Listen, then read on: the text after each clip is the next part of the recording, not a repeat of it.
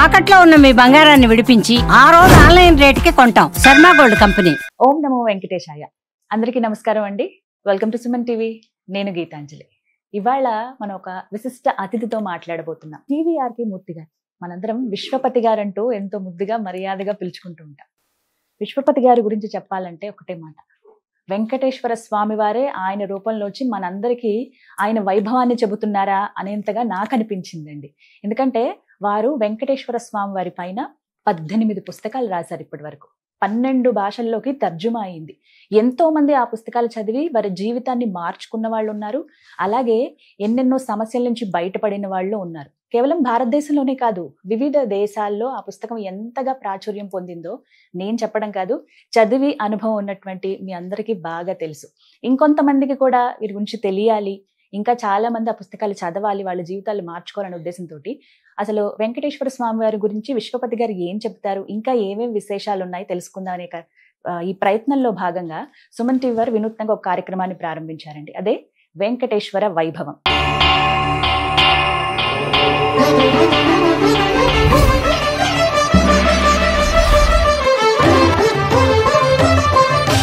తిరుమల కొండల పైన, ఆ కొండల మధ్యలో 7 కొండల వాడిగా మనం చెబుతున్నాం స్వామి. అసలు ఆయన ఎప్పుడు వెలిసారు అక్కడ, స్వయంభూమూర్తి అని చెప్తారు. అలాగే వారి విగ్రహం పైన కూడా ఎన్నో సందేహాలండి. నిజంగా అది స్వామివారి రూపమేనా? కొంతమంది ఏమో లేదు లేదు అమ్మవారు అంటారు, కొంతమంది ఏమో సుబ్రహ్మణ్య స్వామి అంటారు, కొంతమంది ఏమో వెంకటేశ్వర స్వామి అంటారు, కొంతమంది అయితే ఇప్పుడు చాలా చూస్తున్నామండి ఆయన అసలు వెంకటేశ్వర స్వామి ఏ దేవుళ్ళు వీళ్ళందరూ కాదు బుద్ధుడు అంటారు కొంతమంది. ఇంత వాదనలు జరుగుతున్న ఈ నేపథ్యంలో అసలు ఆ తిరుమల కొండల పైన స్వామివారు ఎప్పుడు వెలిసారు, ఎప్పటి నుంచి ఉన్నారనేది తెలుసుకోవాలనుకుంటున్నాను. భగవంతుడు అంటేనే ఒక ప్రేమతత్వం అన్నమాట. ఎంతో ప్రేమతత్వం ఆ భగవంతుడు అంటే. సో ఇంతటి మూర్తి అసలు మనకి ఎప్పటి నుంచి ఉన్నారు? చాలా మంది అనుకుంటారు ఎప్పటి నుంచి ఉన్నారు స్వామివారు ఏమిటి అని. సో ఏంటంటే తల్లి, ఒకసారి మనకి మామూలుగా 4 యుగాలు మనకి తెలుసు కదా. ఈ పరంపర అంతా కాల పరంపరలో కృతయుగం, త్రేతాయుగం, ద్వాపర యుగం, ఇప్పుడు కలియుగం. ఇలా ఉంటున్నప్పుడు ఏమవుతుంది, మనం వింటుంటాం కదా.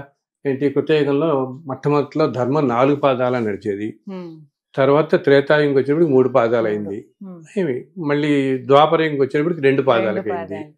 ఇప్పుడు ఏంటంటే ఒక్కటే పాదం మీద నడుస్తూ ఉంటుంది. అది మనం చూస్తూనే ఉన్నాం, ఎలాంటి పరిస్థితుల్లో ఉన్నాము మనం. సో ఇలా జరుగుతూ ఉండగా ద్వాపర యుగం వచ్చే నాటికి మనం మహాభారత యుద్ధం అన్ని వింటాం కదా. అప్పటికే ధర్మం నశించి చాలా తగ్గిపోతుంటుంది. తగ్గిపోతుంటే అప్పుడు దేవతలు అందరూ అనుకుంటారు, ద్వాపరయుగంలోనే ఇట్లా ఉంటే అసలు రేపు కలియుగం వచ్చేటప్పటికి మానవుల పరిస్థితి ఏమిటి? ద్వాపరయుగంలోనే చివరి రోజుల్లో వచ్చేటప్పటికి ఇంకా ధర్మం నశించి ఏంటంటే ఈ మన పరిమాణం కూడా ఎలా ఉంటుందంటే, కలియుగం వచ్చేసి 4,32,000 సంవత్సరాలమ్మా మొత్తం స్పాన్ ఆఫ్ కలియుగం. ద్వాపరయుగం ఏంటంటే దీనికంటే డబల్, 8,64,000 సంవత్సరాలు. 8,64,000 సంవత్సరాల్లో మనందరికీ ఎక్కువ భాగం మనకి తెలిసిన చివరి 200 సంవత్సరాలు అంతే కదా. కృష్ణుడు ఉన్నప్పుడు మహాభారతం, కృష్ణుడు 125 సంవత్సరాల పాటు ఉన్నాడు. అప్పుడు మనకి జరిగినవి ఈ మహాభారత కాలం నాటివి. కానీ నువ్వు ఆలోచిస్తే 8,64,000 సంవత్సరాలలో ఎన్నో జరిగి ఉంటాయిగా, ఎన్నో సంస్కృతులు వచ్చి ఉంటాయి, వెళ్ళిపోయి ఉంటాయి కదా. చివరి 200 తెలుసు. సో అసలు ఏం జరిగాయో, అప్పుడు ఎట్లా జరిగాయో అన్ని కూడా మనకి మహాభారతం ద్వారా ఇప్పుడు అవి తెలిసాయి. ఇది అయిపోగానే కృష్ణావతారం అయిన తక్షణం కలియుగం ప్రారంభం అయిపోయింది. చాలా మంది ఏమనుకుంటారు, కృష్ణుని అవతారం అయిపోగానే అంటే ద్వాపరయుగం అయిపోగానే ప్రళయం వచ్చేసింది అని. ప్రళయం అనేది ఒక యుగం అయిపోగానే రాదనమాట. ఒక యుగం అయిపోగానే భూమి అంతా మునిగిపోయే ప్రళయకాలం రాదు. ఈ 4 యుగాల్ని కలిపి మహాయుగం అంటాం. ఇలాగ కొన్ని మహాయుగాలు గడిచిన తర్వాతే ప్రళయం వస్తుంది. ఇప్పుడు ఇటువంటి సైకిల్లో మనం ఉన్నది 28వ మహాయుగంలో ఉన్నాం, 28th లో ఉన్నాం మనం ఇప్పుడు. అంటే ఇటువంటివి 27 వెళ్ళాయి ఇప్పటికీ ఆల్రెడీ. సో ఇటువంటి మహాయుగాల్లో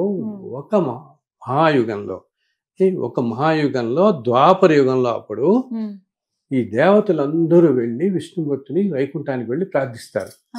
స్వామి, ఈ ద్వాపర యుగంలోనే కింద చూస్తున్నాం భూమి మీద ఇంత దారుణంగా ఉంది పరిస్థితి, ఇంకా రాబోయే కలియుగంలో మనుషులు చాలా ఏమంటాం ఎంతో అధుమ్మపరులై ఉండి అత్యంత అల్పమైన ఆయుష్తో ఉండి రకరకాల ధనం మీద అన్నిటి మీద వస్తువుల మీద స్త్రీల మీద ఇట్లాగా అనేక ఏమంటాం మోహం పెంచుకుని అన్ని పదార్థాల మీద అన్నమాట వీటన్నిటి మీద పెంచుకుని అనేక అన్యాయాలకి ధన సంపాదన కోసం అనేక అక్రమార్జనలు బయటకెళ్ళిపోయి ఎన్నెన్నో దారుల్లోకి వెళ్ళిపోయి రకరకాల నానా విధాల కష్టాలు పడుతూ ఉంటారు.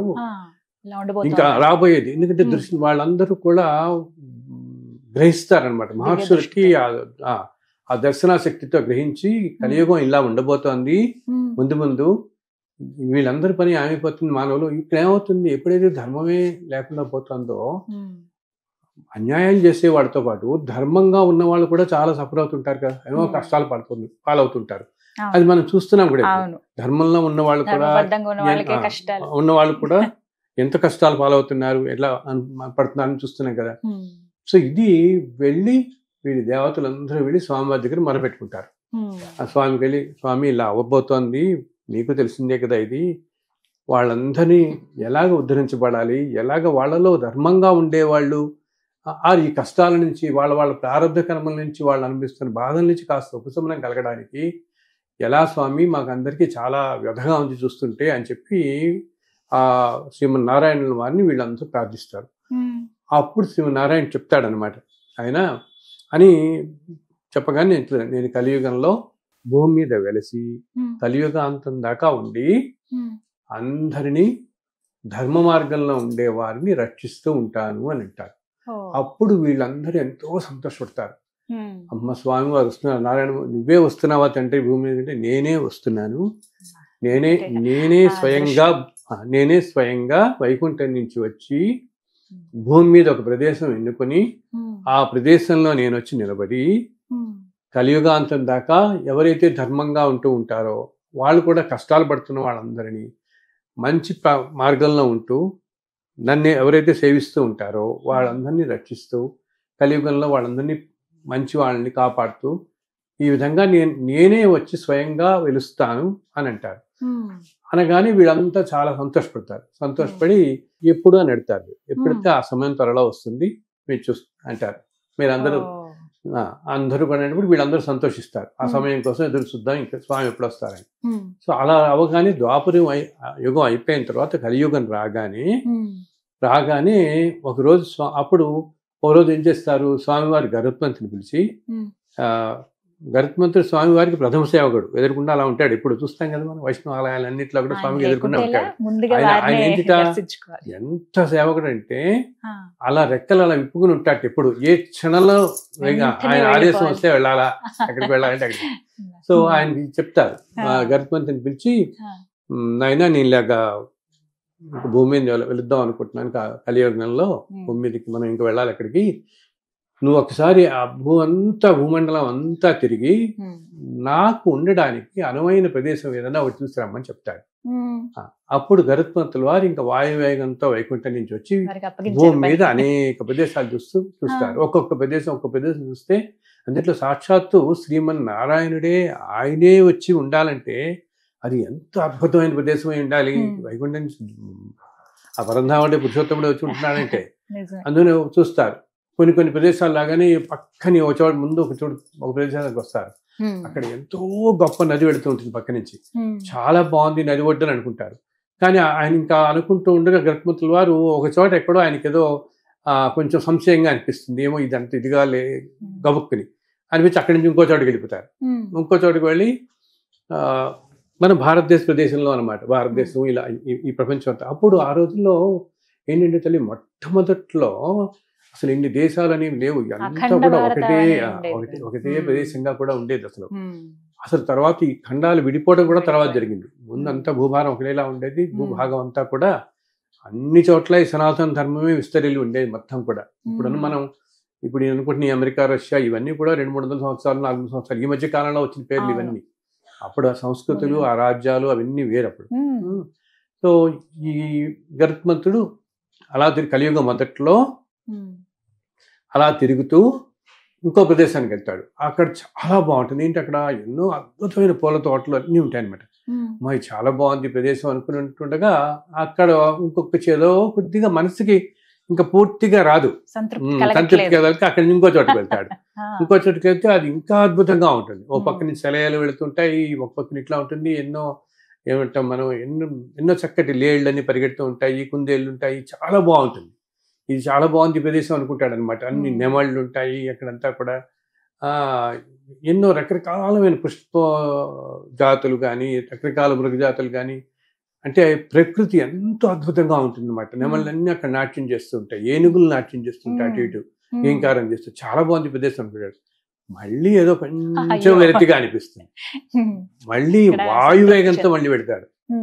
వెళ్ళి అలా ఒక ప్రదేశానికి వచ్చేటప్పటికి ఇంకో ప్రదేశానికి వచ్చి ఒక కొండల మధ్య దగ్గరికి వస్తాడు. దగ్గరికి అక్కడ పక్క నుంచి ఒక నది పెడుతూ ఉంటుంది. ఆ నది దగ్గరికి వచ్చి పక్కనే కొండల దగ్గరికి వెళ్ళి ఆ కొండల మీద వాలి చూస్తే అక్కడ ఇంకా అసలు ఎంత అద్భుతంగా ఉంటుందంటే ఎటు ఎటు చూసినా పెద్ద పెద్ద అరణ్యాలు, ఎన్నో అద్భుతమైన వృక్ష జాతులు అనమాట. పుష్పజాతులు, వృక్ష జాతులు ఉంటాయి. దాంట్లోనేమో ఎల్లో మామూలుగా మన పళ్ళం అనమాట, రకరకాల పండ్ల మొక్కలు కానీ పూల మొక్కలు కానీ ఎన్నో రకాలు ఉంటాయి. అండ్ అన్నిటికంటే మించి ఎన్నో సెలయేళ్ళు ఉంటాయి. అదంతా కొండలు అంతా కూడా ఒక నది పక్కనే ఉంటుందని చెప్పాను కదా. ఇదన్నీ చూస్తాడు. అండ్ ప్రకృతి ఎంత అద్భుతంగా ఉంటుందో అంత అద్భుతం ఉంటుంది. అక్కడతో చాలా అద్భుతంగా ఉండి అంత జీవరాశి కూడా మాత్రం ఎంతో ఒక విధంగా దేదీప్యమానంగా ప్రకాశిస్తూ ఉంటుంది ఆ ప్రదేశం అంతా. అప్పుడు అనిపిస్తుంది ఇది స్వామికి సాక్షాత్తు శ్రీమన్నారాయణ వారే వచ్చి ఉండడానికి ఇంతకంటే గొప్ప ప్రదేశం లేదు ఈ భూమండలంలోని. అదే ఈ రోజు మనం చూస్తున్న స్వామివారు ఉన్న వెంకటాద్రి. దాని పక్కన ఏంటంటే సువర్ణముఖి నదిని వెళుతూ ఉంటుంది. సువర్ణముఖి నది తీరంలో ఉంటుంది, ఈ కొండలన్నీ ఉంటాయి. ఇవి శేషాచల పర్వతాలు అంటారు. ఇక్కడ చూసి అప్పుడు ఇక్కడి నుంచి వెంటనే వాయువేగంతో వైకుంఠానికి వెళ్ళి స్వామికి చెప్తాడు, స్వామి మీకోసం బ్రహ్మాండమైన ప్రదేశాన్ని చూశాను, ఇంకా మీరు రావటమే తరువాయి అని అంటారు. అనగానే ఆయన వెంటనే చెప్తారు, మనం ఫలానా రోజు ఇలా వెళ్ళబోతున్నాం ఆయన భూలోకానికి అని. కానీ వెంటనే ఈ గరుత్మంతుల వారు అందరికీ దేవతలందరికీ చెప్తారు, స్వామివారు ఫలానా రోజు వైకుంఠం నుంచి దిగి భూమికి వస్తున్నారు, భూమికి రాబోతున్నారు అనగానే అప్పుడు ఇంకా దేవతలు అందరూ ఎంతో సంతోషపడి, సో వైకుంఠం నుంచి స్వామి ఒక రోజున ఎప్పుడు వస్తారు, కలియుగంలో ఒక సంవత్సరంలో అనమాట, ఆశ్వేజ మాసంలో శ్రవణ నక్షత్రం రోజున ఆయన ఈ కొండల మీదకి వచ్చి ఇప్పుడు ప్రదేశానికి వచ్చారు. ఆయన వచ్చినప్పుడు ఆయన అక్కడి నుంచి వస్తుంటే ఇంకా తెలిసింది కదా స్వామి వెళ్ళబోతున్నాడని, నారాయణుల వారే వస్తున్నారు ఇక్కడికి అని చెప్పేసి. ఇంకా వస్తున్నప్పుడు ఆయనతో పాటుట అందరు దేవతలు వస్తారు ఆకాశ మార్గంలో. అసలు అది చూస్తే మనకి ఊహించుకోవడానికే, చూడు నువ్వు పక్కన శివుడు, బ్రహ్మదేవుడు, హనుమంతుల వారు, అందరూ ఇంద్రుడు, అందరూ సర్వదేవతలు అన్నమాట. అందరూ వినాయకుడు, సుబ్రహ్మణ్య స్వామి, సర్వదేవతలు, ముగ్గురు శక్తులు అందరూ అనమాట. మన సరస్వతీదేవి, లక్ష్మీదేవి, పార్వతీదేవి, వీరు అందరూ అసలు మామూలుగా మన వాళ్ళు అంటారు యక్ష పురుష కిన్నెర గణాలని, అలా దేవతా గణాలన్నీ కొన్ని వేలు ఆకాశం అంతాట.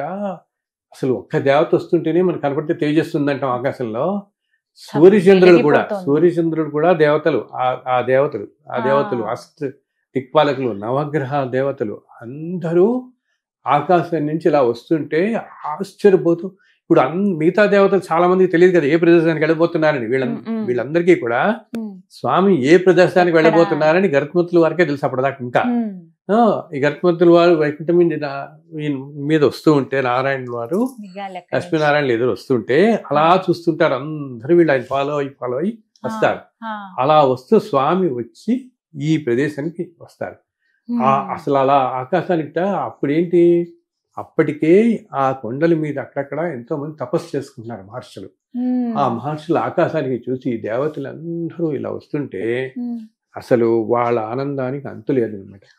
ఎంత ఆనందపడిపోయి మన దేవతల్ని దర్శించి, ఇది నిజంగా జరిగిన సంఘటన తల్లి, ఇంతమంది దేవతలని అక్కడ దర్శించగలగటం ఒక్కసారిగా అసలు ఆ వెలుగు అది తీవ్రమైనది అనమాట. జరిగి దాంట్లోంచి అప్పుడు స్వామి అలాగా వీళ్ళందరూ రాగా వెనక్కి రాగా అది వెనక్కి వస్తుంటే వీళ్ళందరూ ఇంకా రకరకాల స్తుతిస్తారు. అప్పుడు స్వామివారు వచ్చి మన ఇప్పుడున్న ప్రదేశం దగ్గరికి వస్తారన్నమాట. కొండ మీదకి వస్తారు. వచ్చిన తర్వాత ఈ దేవతలందరూ కొన్నాళ్ళు ఇక్కడే ఉండి అప్పుడు అది ఎంత అద్భుతం అంటే అసలు మనం ఊహించుకుంటేనే ఎంత ఇదిగా ఉంటుంది. అందుకనే ఆ క్షేత్రం తిరుమల అనేది అంత పవర్ఫుల్, అంత శక్తివంతమైనది. ధన్యవాదాలు గురుగారు. నమో వెంకటేశాయ. నమో వెంకటేశాయ.